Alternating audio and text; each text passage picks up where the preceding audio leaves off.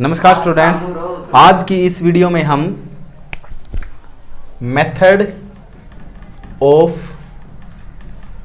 Variation में हम बोलेंगे MOVOP। पहले डिजिट उठा ले इसकी, ठीक है। तो क्या है ये, तो इस मेथड पर हम बात करेंगे, बिल्कुल बेसिक से चलेंगे। इस वेरिएशन ऑफ पैरामीटर में हमने क्या पढ़ा था, जैसे हमने higher order linear differential equation के बारे में पढ़ा था, उसमें हमने CF निकाला था बहुत अच्छी तरह से। CF का वही मेथड रहेगा।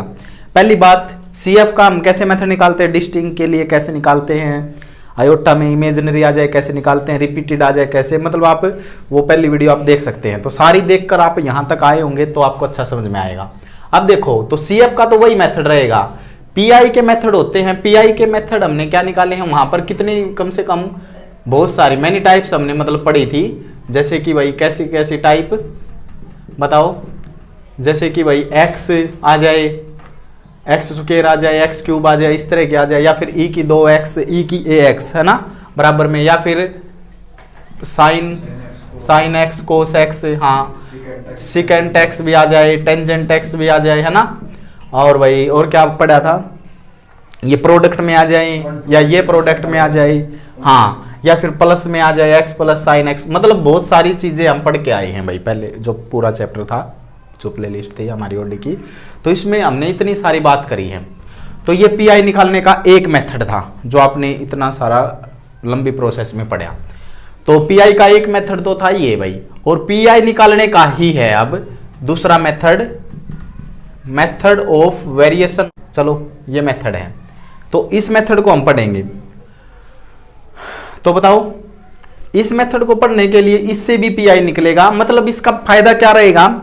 इसका फायदा, सबसे बड़ा फायदा तो ये है कि इसमें जो हमने इतनी टाइप के लिए अलग अलग पढ़ा था भाई, x आ जाए तब कैसे एक्सपेंड करना है, बहुत सारे बायनोमियल का लिया था, या फिर d को इस तरह का आ जाए तो डायरेक्ट d बराबर क्या पुट करना है, a पुट करना है, या फिर कोई कांस्टेंट आ जाए तो d बराबर 0 पुट करना है। तो एक अलग अलग हमने सिद्धांत पढ़े थे सभी के लिए। साइन x आ जाए, कोस x आ जाए तो हमें पता था कि d square minus a square put करना है, तो और सारी चीजें थी। मतलब हर एक साइड को, इसको सोल्व करने के लिए अलग तरीका था, इनको सोल्व करने के लिए अलग तरीका था। तो उन्हीं सब को अब यहां पर क्या कहता है भाई, method of variation of coefficient, ये कहता है कि आपको इन सब चीजों को ध्यान में नहीं रखना भाई। आपको कोई भी आए इनमें से, किसी भी तरह से आए, ठीक है, आपको केवल एक ही काम करना है जो अब मैं बताऊंगा, केवल एक तरीके से हैंडल होगी। सबसे प्लस पॉइंट तो ये है इस मेथड का। प्लस पॉइंट क्या है इसका, पॉजिटिव पॉइंट क्या है मेथड का बताओ, it is applicable for all right hand side. तो जितनी भी राइट हैंड साइड है, मतलब x मान लेते हैं, x क्या हमारी राइट हैंड साइड जो बराबर में आती है क्वेश्चन के, यहां तो कुछ भी हो सकता है, बराबर में जो यहां पर आएगी ना उसको मैं x बोल रहा हूं। और ये जो जिस भी टाइप की आ सकती है वो क्या होगी भाई, ये इसका पॉजिटिव पॉइंट है कि ये सब के लिए एक ही मेथड होगा। क्या होगा वो मैं बताऊंगा। और नेगेटिव पॉइंट क्या है इस मेथड का, ये केवल सेकंड ऑर्डर डिफरेंशियल इक्वेशन पर ही अलाउड है। किस पर अलाउड है, सेकंड ऑर्डर डिफरेंशियल, मतलब सेकंड ऑर्डर तक। हमने पहले पढ़ा था 3 ऑर्डर की भी आ सकती थी, 6 पावर भी आ सकती थी, 4 भी आ सकती थी, 5 भी, कितनी भी पावर आ सकती थी। लेकिन यहां पर इनकी जो नेगेटिव पॉइंट है वो क्या है इस मेथड का, कि भाई जो पावर आ सकती है वो क्या है, केवल और केवल 2 डिग्री तक डिफरेंशियल इक्वेशन आ सकते हैं, मतलब सेकंड डेरिवेटिव उसमें हो सकता है। डिफरेंशियल इक्वेशन आपको पता है, हम काफी बात कर चुके हैं। अब जो थर्ड मेथड होगा भाई, थर्ड मेथड है वो भी हम PI ही निकालने का मेथड है, वो होता है UCF, अनडिटरमाइंड कोफिशिएंट मेथड। तो इसको हम बाद में बात करेंगे, पहले इसको हम खत्म करेंगे। और दोनों ही मेथड नेट गेट और आपके एग्जाम के लिए बहुत मोस्ट इंपोर्टेंट है भाई। तो ठीक है ना, यहां से आपकी यूनिट भी कंप्लीट है, तो ध्यान से पढ़ना है इनको। अब हम इस पर बात करेंगे। तो हाँ, अब देखिए भाई, तो देखो भाई, एक बार मैं आपसे बात करना चाहूं, इसमें जो पहले हमने पढ़ा था, इसमें PI का फार्मूला क्या था भाई, जिन बच्चों ने पढ़ा है ये वो बताओ, 1/FD, और क्या था यहाँ पर राइट हैंड साइड, यही पढ़ा है ना भाई हमने। PI का फार्मूला तो ये था जो हमने पढ़ा है भाई। जो बच्चे नहीं आए थे पहले चैप्टर में कोई बात नहीं, तो पहले हमने जो 4th चैप्टर में पढ़ा है या 5th चैप्टर में पढ़ा है, ये फार्मूला पढ़ा है PI का फर्स्ट टाइप में। अब यहाँ पर क्या पढ़ा है PI में, अब यहाँ पर फार्मूला भी चेंज हो जाएगा, ठीक है। तो बताओ क्या फार्मूला है, बताऊं, तो यहां पर जो पी आई का फार्मूला बनेगा वो बनेगा y1 नेगेटिव साइन के साथ, और इंटीग्रेशन करना है y2 x upon w dx, और यहां पर आएगा y2, फार्मूले को याद रखना बिल्कुल आसान है, y1 से स्टार्ट करें, y2 कर दें, क्या है y1 y2 सारी बात करेंगे हम, फिलहाल याद करने की कोशिश करें। y1 y2 x right hand side होती है अपॉन w क्या है उस पर बात करेंगे हम, और इंटीग्रेशन कर देना है x के रिस्पेक्ट में। ठीक है, आगे आइए फिर, वो तो इंडिपेंडेंट वेरिएबल जो नीचे होगा उसके रिस्पेक्ट में कर देना है। जैसे मान लो dy बाई dx में है तो x के रिस्पेक्ट में इंटीग्रेशन हो जाएगा, dy बाई dt हो तो t के रिस्पेक्ट में हो जाएगा, dy बाई dz हो तो z के रिस्पेक्ट में हो जाएगा। समझ में आया ना? तो अब देखो y2 फिर इंटीग्रेशन में क्या आ जाएगा, बस यहाँ y1 हो जाएगा। जैसे y1 y2 था तो y2 बार चला जाएगा, आपकी बार यहाँ पर आ रहा है ना समझ में, x dx, और यहाँ भी अपॉन में w। ठीक है भाई, यहाँ तक बताओ, किसी बच्चे को दिक्कत है? अब यहाँ पर मैं इस फार्मूले में x क्या है, x है हमारी राइट हैंड साइड। कैसे भला भाई, जैसे मैं आपको कोई सवाल दे दूं D square upon 4y is equal to, मैंने दे दिया भाई सिकेंट 2x, जो सिकेंट 2x है, या फिर बराबर में 0 दूं या 7 दूं, कोई भी दे दूं वही इनमें से, वही हमारी x हो जाएगी। समझ में आया है? x का मान समझ में आया है? नहीं आया? एक एग्जाम्पल के हिसाब से ये सवाल लेके बताया हमने भाई, ऐसे हो सकता है। बताओ कोई दिक्कत है? कोई दिक्कत नहीं हो तो बता सकते हो आप। अब आगे देखो, फिर y1 क्या है और y2 क्या है। y1 और y2 के लिए आपको CF पढ़ना पड़ेगा, तो इसके रूट निकालो भाई, ऑक्सिलरी इक्वेशन से निकाल लो। तो डी स्क्वायर के क्या रूट आएंगे बता सकते हो? प्लस माइनस 2i आ जाएगा ना, क्योंकि ये माइनस का होएगा फिर। ठीक है, तो जो ये प्लस माइनस है तो इसका CF कैसे लिखेंगे बता सकते हो आप? CF C1 cos 2x, C2 sin 2x, sign छोटा, बताओ cos 2x पता है ना भाई कैसे लिखते हैं, इमेजिनरी के लिए हमने बताई थी। C1 अगर इमेजिनरी रूट आए तो C1 C2 तो आना है, कोस और साइन के एंगल में आ जाता थीटा। बताओ अब देखो भाई, यहां से बताओ अब ये क्या है, y1 क्या है, कोफिशिएंट ऑफ C1। C1 का कोफिशिएंट बताओ, C1 का कोफिशिएंट आगे हो चाहे पीछे हो, वो तो कोफिशिएंट मतलब गुणांक बताओ, cos 2x। तो y1 की वैल्यू तो ये होती है। ठीक है, और y2 क्या होता है, sin 2x। अब बताओ बाउंड क्यों कर रखा है, फार्मूला पता है आपको? फार्मूला 2 तक ही क्यों बाउंड है उसका भी रीजन दूंगा मैं, आप पूछ लेना भाई। ठीक है, इसलिए है वो मैं बताऊंगा अभी। अब आप ये बताओ, ये दोनों समझ में आया है? अगर मान लो मेरे कोई रूट ऐसे आ जाते 2 - 3, तो कैसे लिखते? C1 CF कैसे लिखते बताओ? C1 e की 2x प्लस C2 e की -3x। तो उस केस में फिर हमारा y1 तो ये हो जाता और y2 ये हो जाता। मतलब कि अगर मैं यहां पर लिखना चाहूं भाई आपके लिए एक बार, तो कोफिशिएंट ऑफ C1 और ये होता है coefficient of C2 in CF जो निकालते हैं ना भाई वहां पर। बताओ कोई दिक्कत है किसी बच्चे को? यहां पर किसी बच्चे को दिक्कत नहीं है? तो अब W निकालना होता हमें। W क्या होता है? W होता है रोस्कियन। रोस्कियन क्या है? अब देखो कैसे निकलेगा, ध्यान से समझो। W से दिखाते हैं हम इसको। तो y1 y2 को यहां लिखना है, डिटरमिनेंट लेना है इसका। y1 y2 लिख दिया, y1 y2 आपको समझ में आ चुका है कहां से आने हैं। और फिर इसी का जस्ट डेरिवेटिव करके यहां लिख देना है y1 जो आया है, और y2 का भी जस्ट डेरिवेटिव करके, और इस डिटरमिनेंट को सोल्व करोगे ना, वो रोस्कियन की वैल्यू होगी। बताओ यहां तक कोई दिक्कत है तो किसी को?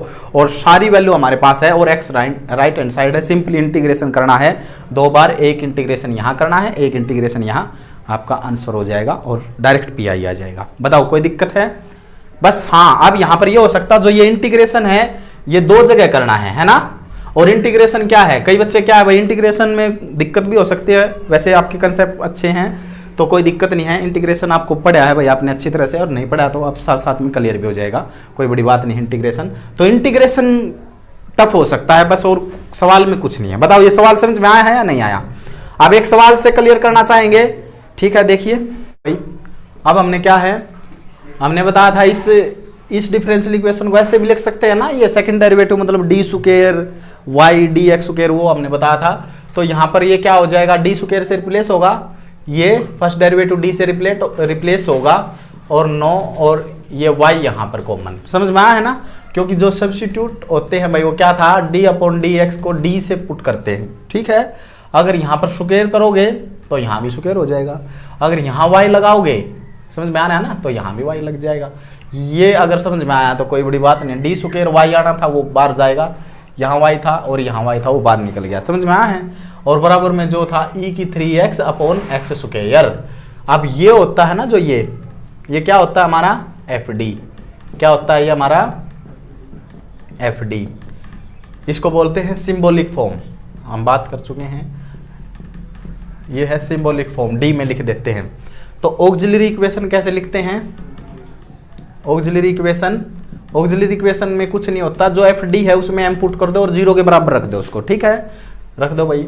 एम स्क्वायर 6m प्लस 9 बराबर 0। 10वीं का काम है, रूट बताओ क्या होंगे। हाँ, गुणा करे तो 9 आए और जोड़े घटाए तो -6 आए, तो 3 तिया 9, ठीक है। बीच का जो निशान है वो बड़ी रकम, तो बड़ी कोई नहीं है, तो किसी को एक को मिलेगा निशान, ठीक है। अब हमें 6 लेना है तो प्लस करेंगे तो ये कचरा हो जाएगा।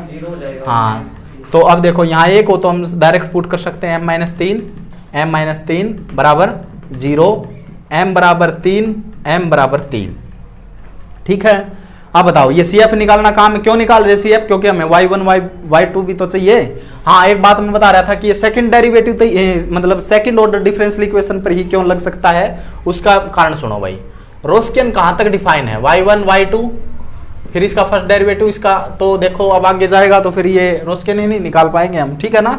और फिर ये नहीं निकाल पाएंगे तो अपॉन में W है तो नहीं होगा, समझ में आया। इस कारण से इसको बाउंड किया गया है कि भाई ये केवल सेकंड ऑर्डर तक ही जाएगा, बस इससे ऊपर जाएगा तो ये पहले ही कह देगा भाई नहीं सरेंडर हूं मैं, ठीक है। आप कहीं और जाइए, मेरे पास नहीं, घबराना नहीं है। जो भी क्वेश्चन होगा हमेशा सेकंड ऑर्डर फिक्स है, क्योंकि बना ही सेकंड ऑर्डर के लिए, समझ में आया है। अब तो बताओ भाई, तो CF जिस बच्चे का आ चुका है, तो CF बताओ भाई क्या आएगा? रिपीटेड है value, since values of m repeated and equal, तो उसके लिए क्या लिखते हैं? e की 3x, फिर C2 e की 3x, लेकिन रिपीटेड है उसके लिए एक इंडिपेंडेंट वेरिएबल लगा देते हैं, ठीक है ना। वो ये बात हम कर चुके हैं पिछला चैप्टर में, बहुत बातें इसी पर करी थी। तो अब हमें क्या बताना है, बताओ। Method of variation of A coefficient, इस पर इससे करना है सवाल। तो क्या था ये बताओ, बता सकते हो? तो PI निकालना है। अब हमने CF तो निकल चुका है, तो इसका फार्मूला था y1 नेगेटिव साइन के साथ y2x अपॉन, हाँ फार्मूले को बोला करो भाई, याद हो जाएगा, लिखा करो बार बार। y2 y1, कोई ज्यादा हार्ड फार्मूला है ही नहीं, dx। इस फार्मूले में पुट कर दो भाई, सारी वैल्यू आपका आ जाएगा सवाल। बताओ कोई दिक्कत है किसी बच्चे को? कोई दिक्कत? हाँ, कोई दिक्कत नहीं है। तो यहां से आगे देखिए, अब PI निकालना है अब हमने। तो पहली बात बताओ एक बार, y1 को निकाल लूं मैं। y1 बताओ कोफिशिएंट ऑफ, आपको एग्जाम में कैसे करना है? हाँ, मैं यहाँ पर करके दिखा देता हूँ। y1 किसका कोफिशिएंट है? Coefficient of C1 in CF, तो e की 3x। y2 बताओ क्या है? हाँ, कोफिशिएंट ऑफ इसका ये पूरा x, e की 3x। x बताओ राइट हैंड साइड, e की 3x अपॉन x स्क्वायर। और बताओ W, हाँ ये निकालना रह गया भाई हमारा, तो W को हम सफाई में निकालते हैं, यहाँ नहीं निकालते, W को हम अच्छी तरह से निकालते हैं। और इसको इक्वेशन नंबर स्टार का नाम दे दो भाई। ये सारी वैल्यू निकाल के इसमें पुट कर देंगे, बस फिक्स कर देंगे इसमें। बताओ y1 फार्मूला लिखूं या नहीं लिखूं? लिख देता हूं, चलो। y1 y2 y1 आप समझ चुके हो भाई आप क्या चीजें हैं, ठीक है। बताओ अब क्या है इसका फार्मूला? चलो मैं एक बार यहाँ जगह की भी प्रॉब्लम रहेगी हमारे पास। तो बताओ y1 क्या है? e की 3x। जस्ट इसका डेरिवेटिव बताओ, e की x का e की x और इसका दोबारा, तो वो प्रोडक्ट में आता है ना, डेरिवेटिव में इंटीग्रेशन करना होता है, अपॉन में आएगा। अब आगे देखो भी y2 के है x e की 3x। बताओ इसका कैसे होगा डेरिवेटिव, बता सकते हो? First as it is, first time में फर्स्ट का डेरिवेटिव करेंगे x का, बताओ शाबाश। हाँ ऐसे कर लो, या फिर मैं फर्स्ट टाइम में फर्स्ट का कर लेता हूं। बताओ x का 1 e की 3x एज इट इज, और फिर क्या करेंगे x को एज इट इज और e की 3x का e की 3x इंटू में 3। हाँ, तो मैं क्या ऐसे लिख सकता हूँ 3x इंटू e की 3x, ठीक है ना। सिंपल डेरिवेटिव है भाई, ठीक है ना। ये नहीं आता तो, अगर हाँ ये नहीं आता तो फिर आपका कल्याण है भाई, ठीक है, फिर नहीं होगा आपसे ये सवाल। तो ये बताओ इसमें क्या करा है हमने, x का 1 भाई प्रोडक्ट रूल, फर्स्ट में फर्स्ट का कर दिया, ये एज इट इज, प्लस में फिर क्या करा है, ये एज इट इज, तो इसका करेंगे, तो अभी करा था तो वो लगा दिया हमने, समझ में आया है। अब देखो इस डिटरमिनेंट को सोल्व करना है, तो प्रिंसिपल डायगोनल की गुणा होगी पहले और फिर माइनस में सेकेंडरी डायगोनल जो भी है वो घटेगा। बताओ जल्दी, e की 3x प्लस में 3x e की 3x और फिर माइनस में 3 e की 3x x e की 3x। बताओ भाई, अब आपको बचपन में पता है, 8वीं क्लास में ही बता दिया जाता है कि भाई बेस एक जैसे हो तो पावर जुड़ जाती है। पहले तो गुणा कर लो आप, हाँ तो गुणा करेंगे, बेस एक जैसे हैं तो कितना हो जाएगा, e की 6x हो जाएगा ना। गुणा बताओ भाई, इसकी समझ में आई है ना भाई, x स्क्वायर की और x की 5 की करोगे तो x की 7 होना है, तो यहाँ एक्सपोनेंशियल बेस एक जैसे। अब आगे बताओ, 3 as it is, x as it is, तो इसकी गुणा हो जाएगी e की 6x। आगे बताओ 3 e की 3x e की 6x हो जाएगा ये, हाँ कोई बात नहीं, x को मैं यहाँ लिख लेता हूँ, प्रोडक्ट में कहीं लिख लो, 3 e की 6x और x। ये बताओ समझ में आया है, समझ में आया तो क्या कट जाएगा ये टर्म, ठीक है गुणा में। तो क्या रोस्कियन लिख सकता हूँ मैं, e की 6x लिख क्या सकता हूँ, आया है भाई यही। बताओ रोस्कियन आपका आ चुका है, तो अब हमारे पास कोई बड़ी बात नहीं है। हाँ बताओ, कोई दिक्कत है किसी बच्चे को, किसी बच्चे को कोई दिक्कत नहीं है तो आप लिखो put all values in equation star. हाँ लिखो, तो ये है भाई हमारी स्टार इक्वेशन, ठीक है ना, समझ जाओगे ना भाई। तो ये है हमारी स्टार इक्वेशन, पुट कर देता हूँ मैं, बताऊँ तो आपका पी आई जो बनेगा वो क्या बनेगा, -y1 very good integration y2 x e की 3x अपॉन e की 6x रोस्कियन। हाँ और यहाँ बताओ x राइट हैंड साइड, यहाँ पर ये देखो ये है x हमारा, है ना, तो e की 3x अपॉन x स्क्वायर, ठीक है ना, ये है इंटू dx। अब आगे जगह नहीं है तो यहाँ लिख देता हूँ y2 बताओ, हाँ वेरी गुड शाबाश, बोल ले जाओ, इंटीग्रेशन ऑफ y1 e की 3x है, e की 6x है इंटू e की, हाँ कोई बड़ी बात नहीं है, डिवाइड में रहेगा dx। अब इस इंटीग्रेशन को आपने सोल्व करना है, आपका उत्तर मिल जाएगा। देखो क्या करना है, एक बात देखो ध्यान से समझो, आप इतने समझदार बच्चे हैं, इनके बेस एक जैसे है तो ये e की 6x बनना है, तो e की 6x से e की 6x काट सकता हूँ, एक x काट सकता हूँ। आगे आओ, e की 6x, हाँ बताओ अब कोई दिक्कत है किसी बच्चे को। देखो अब कितना आसान इंटीग्रेशन हो गया, तो इस क्वेश्चन में तो इंटीग्रेशन आसान ही है भाई, e की 3x ये तो एज इट इज रहेगा। अब ये क्या बचेगा यहाँ पर बता दोगे, यहाँ बचेगा 1/x, और 1/x का सबको पता होता है integration log x, very good. आगे बताओ फिर प्लस में x e की 3x, यहाँ इंटीग्रेशन नहीं अप्लाई होना, ये तो बार है, तो यहाँ बताओ 1/x स्क्वायर, 1/x स्क्वायर का इंटीग्रेशन किस किस बच्चे को आता है भाई, ऊपर चला जाएगा, हाँ वही पावर ऐड और वही पावर नीचे आ जाएगी, ठीक है। बताओ तो क्या मैं इसको ये लिख सकता हूँ x की -1 अपॉन एक माइनस है जो वो रहा यहाँ, ठीक है। क्या मैं इसको एडजस्ट करके इस माइनस को तो यहाँ एडजस्ट कर देता हूँ भाई, और इसको x की पावर इनवर्स है, इसको नीचे ले आके प्लस कर सकता हूँ, x से x काट सकता हूँ, पी आई आ गया भाई। देखो ये आ जाएगा पी आई e की 3x log x। बताओ ये पी आई आया है। अब कंप्लीट सॉल्यूशन क्या होगा बताओ, कंप्लीट सॉल्यूशन वैसे ही जैसे लिखते थे हम, y = CF प्लस PI, ठीक है। अब किसी बच्चे को और ज्यादा सोल्व करना है तो कर सकता है भाई। बताओ तो CF बताओ क्या है हमारा, C1 e की 3x प्लस C2x e की 3x और प्लस में PI बताओ भाई, माइनस e की 3x log x minus e की 3x। बताओ भाई कोई दिक्कत है तो ठीक है ना भाई, तो कोई बड़ी बात नहीं है, आप एडजस्टमेंट तो कर सकते हैं जिसमें करना हो, जैसे इनमें से e की 3x आता है कॉमन तो ले सकते हैं, वो कोई बड़ी बात नहीं है। आपका कंसेप्ट देखा जाता है, कंसेप्ट यहाँ तक है, अगर आपने इंटीग्रेशन अच्छी तरह से कर दिया वो आगे तो अलजेब्रा भाई आप कितना भी लगा सकते हैं। मेन क्वेश्चन का सिद्धांत ये है, ऐसे सोल्व करना है, कोई बड़ी बात नहीं है। सिंबॉलिक फॉर्म लिखने के बाद आपको CF तक जाना है, CF तक जाने के बाद आपको method of variation of coefficient क्या कहता है वो आपको याद होना चाहिए। इसमें CF में से y1 y2 कहाँ से आएंगे पता है आपको, C1 और C2 के कोफिशिएंट होते हैं, CF जो लिखते हैं उसमें, और x राइट हैंड साइड है, रोस्कियन नहीं निकालना है, वो एक डिटरमिनेंट वैल्यू होती है, ठीक है। और ऐसे निकालने के बाद इस फार्मूले में फिट करोगे, जो कैंसिल हो कैंसिल करो और सिंपल इंटीग्रेशन करना है और आपका रिजल्ट आ जाएगा। देखो अगर बाई चांस ये वहाँ पर होता ना, कहाँ पर, पहले चैप्टर में जो हमने पढ़ा है, तो ये आपको बहुत दिक्कत देने वाला था। तो समझो इसकी बहुत कीमत है इस मेथड की, समझ में आया है। और बाय डिफ़ॉल्ट अगर बोला नहीं जाए ना ये, तो बाय डिफ़ॉल्ट फिर आपको करना वैसे ही है जैसे आपको बताया गया है, ठीक है। अब ये कैसे करना है आपको, सिंपल इस तरह से करना है। तो आपको बोला जाएगा solve this differential equation by method of variation of parameter, ठीक है ना। अच्छा मैं क्या बोल रहा था, इसको variation of method of coefficient बोल रहा हूँ बार बार, कोई बात नहीं, ये है method of variation of parameter, ठीक है ना।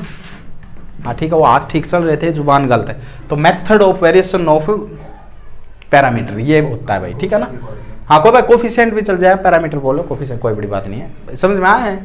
ध्यान से देखो, नाम से क्या है भाई, हमें काम करना है। देखो हाँ देखो भाई, एक सवाल और लेते हैं हम, इम्पोर्टेंट सवाल है।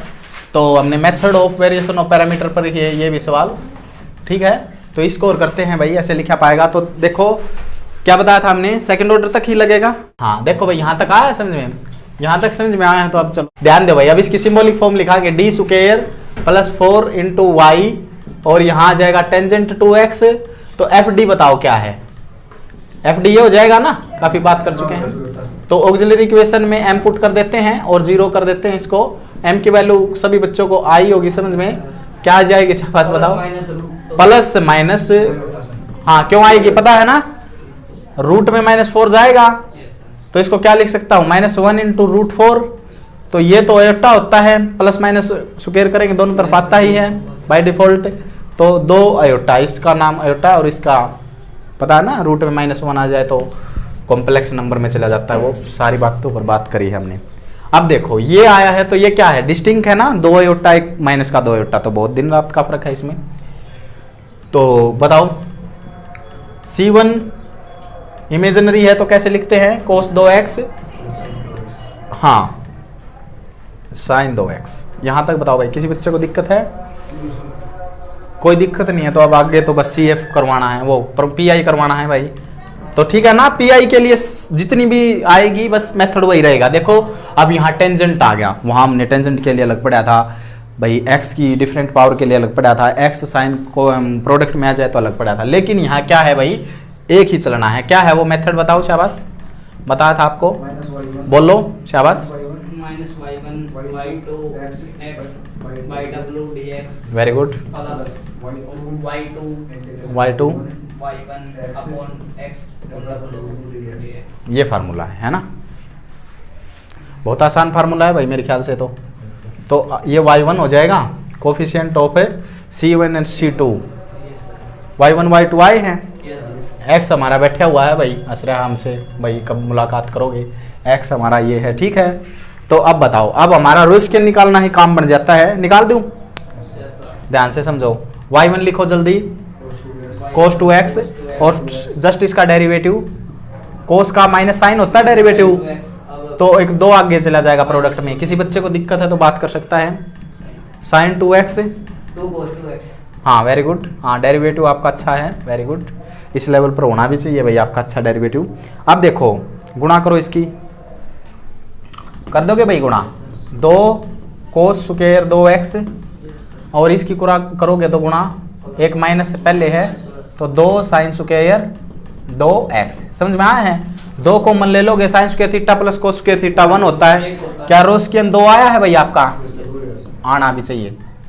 यहां तक बताओ भाई, कोई दिक्कत है, रोस्कियन 2 आ गया तो अब क्या है इसमें, putting all values in equation star, put कर दो भाई, लिख लेना आप, वो फॉर्मेलिटी है अब सारी। बताओ y1 क्या है, cos 2x, नेगेटिव साइन आएगा, हाँ बताओ, y2 sin 2x, हाँ बोलो जल्दी, upon 2 very good, into tan 2x into dx, शाबाश, प्लस हाँ प्लस y2 sin 2x, हाँ इंटीग्रेशन शाबाश, cos 2x हाँ by 2 बाई 2। tan 2x चलो ठीक है, यहाँ पर जगह नहीं है, मैं इसको इस पार्ट को नहीं है जो दूसरा इंटीग्रेशन पार्ट है इसको सफाई से लिखता हूँ। बताओ क्या था, sin 2x integration cos 2x शाबाश upon 2 tan 2x tan 2x into dx। dx। Very good, कुछ नहीं करा भाई, फार्मूले में फिट करिए वैल्यूज। अब देखो, देख भाई आगे, अब देखो भाई यहाँ पर मैं, अगर आप में इतनी बुद्धि है तो मैं यहाँ कुछ एडजस्टमेंट करूंगा इसके साथ, वो एडजस्टमेंट ध्यान देना। एक बार देखो, टेंजेंट 2x को मैं लिख सकता हूँ sin 2 है, बचपन याद करो, sin अपॉन कोस, ठीक है 10वीं में पढ़ा था ना आपने भाई, sin theta tangent theta sin theta upon cos theta, cot होता तो ये उल्टा हो जाए। ठीक है, तो हम इसका यूज करते हैं, यहाँ पर यूज करते हैं तो क्या आपको मिलेगा, यहाँ तो sin 2 थीटा आना है भाई, और अपोन में क्या आना है cos 2 थीटा, तो ये cos 2 थीटा तो ठीक है भाई रहेगा। क्या ये sin 2x और ये भी sin 2x, तो sin स्क्वायर 2x लिख सकता हूँ या नहीं लिख सकता? हाँ, ये टेंजेंट 2x, तो ऐसा काम यहाँ भी कर सकता हूँ क्या, sin 2x upon cos 2x, यहाँ तो भाई कल्याण हो जाएगा इसका।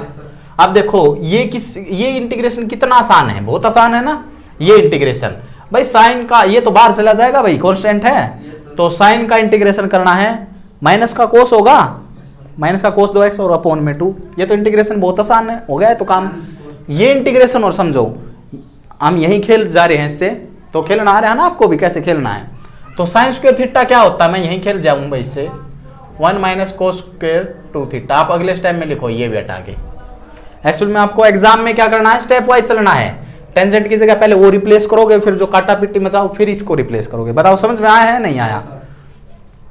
अब समझ में आया तो इस 2 को कहो भाई चल तू बाहर चल, हाँ चलो भाई बाहर निकलो यहाँ से, ये कट चुका है तो जो है। बताओ यहाँ तक कोई दिक्कत है तो बात कर सकते हैं आप। ये कोस पूरे के नीचे है तो बताओ क्या यहाँ पर मैं ये लिख सकता हूँ, cos 2x upon 2, 1 upon cos 2x, secant 2x होता है या नहीं होता? फिर आगे बताओ एक कोस, तो भाई एक कोस कैंसिल हो जाएगा। इस चीज का इंटीग्रेशन करना है। बताओ ये इंटीग्रेशन किस किस बच्चे को समझ में आया है, कैसे बनाया है? ये इसके नीचे, ये इसके नीचे, और क्या है कोस अलग अलग अप्लाई कर देते हैं। हाँ, अब आगे कर देता हूं मैं काम। sin 2x बाई 2 तो एज इट इज है, और इस इंटीग्रेशन को मैं कर देता हूं भाई सॉल्व। क्या आ जाएगा बताओ शाबाश है? माइनस का कोस 2x हो जाएगा ना अपॉन में 2, तो जो माइनस है मैं कहता हूं भाई यहाँ चल तू माइनस, और कोस 2x यहाँ आ जाएगा, और एक 2 था जो बटे में वो बन जाएगा यहाँ पर 4। बताओ ये था, ये तो चलो है ही भाई। यहाँ पर ये चीज इसकी मल्टीप्लाई करो ना, माइनस वहां चला जाएगा 2 4, और ये एज इट इज मल्टीप्लाई में। बताओ कोई दिक्कत है किसी बच्चे को?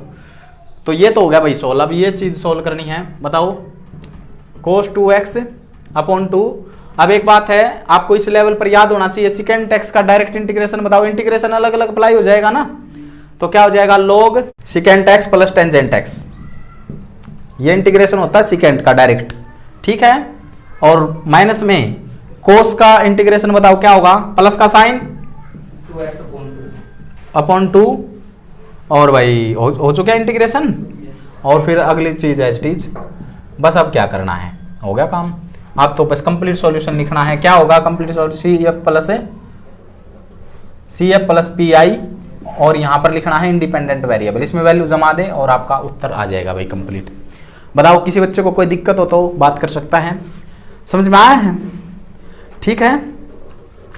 हाँ एक बात है, अगर इसको थोड़ा सा सोल्व करें, अगर किसी बच्चे को ये है कि मैं इसको सोल्व करना चाहता हूं, तो मेरे को एक चीज दिख रही है यहाँ पर, देखो आप इसकी मल्टीप्लाई करो, इसके साथ मल्टीप्लाई कर सकते हो सिंपल, ये टर्म प्रोडक्ट में ये टर्म, और फिर इसके साथ करोगे तो ये प्लस की हो जाएगी अपॉन में 4, और ये माइनस की, ये टर्म कैंसिल हो जाएगी। जो PI बचेगा, क्या लिखवा सकते हो आप?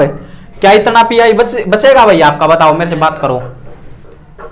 हाँ ये ब्रैकेट हटाओ, केवल PI ये बचेगा या नहीं बचेगा? भाई सिंपल मल्टीप्लाई करवानी है। देखो माइनस माइनस प्लस करोगे तो यहाँ क्या हो जाएगा, कोस 2x अपॉन ये 2 है एक और 4 हो जाएगा, और ये माइनस माइनस प्लस हो जाएगा, ये प्लस माइनस ये कैंसिल हो जाएगा। समझ में आया है? इतनी तो एडजस्टमेंट समझ सकते हो। ठीक है, जगह नहीं है, नहीं तो हम करके भी देगा, कोई बात नहीं, मल्टीप्लाई ही करनी है, आपका कैंसिल हो जाएगा। कैलकुलेशन है सर ये। हाँ बस ये है ना, कैलकुलेशन भी कुछ नहीं है, मल्टीप्लाई ही करनी थी बस। बताओ समझ में आया है? ये चीज़ कैंसिल हो जाएगी, और नहीं भी कैंसिल करोगे तो कोई पाप नहीं करे आपने, ठीक है, अच्छी है ये बात, पड़े रहेगा। CF प्लस PI को जमा दे, बस खत्म काम। बताओ समझ में आया है तो ठीक है भाई, और नहीं समझ में आया तो क्या नहीं समझ में आया तो आप बता सकते हैं, ठीक है। और ध्यान से पढ़िए, कोई दिक्कत नहीं है, हार्ड नहीं है, ध्यान से पढ़िए, ध्यान दीजिए, इंटीग्रेशन को पढ़िए दोबारा, अपना बचपन को याद कीजिए भाई कैसे हमने किया था, किस तरह से हमने इंटीग्रेशन को हैंडल करना था, तो उस हिसाब से फिर आप आगे बढ़ सकते हैं। अगर कोई फिर भी समस्या तो आप बता सकते हैं। पढ़ते रहें, स्वस्थ रहें, जय हिंद, जय भारत।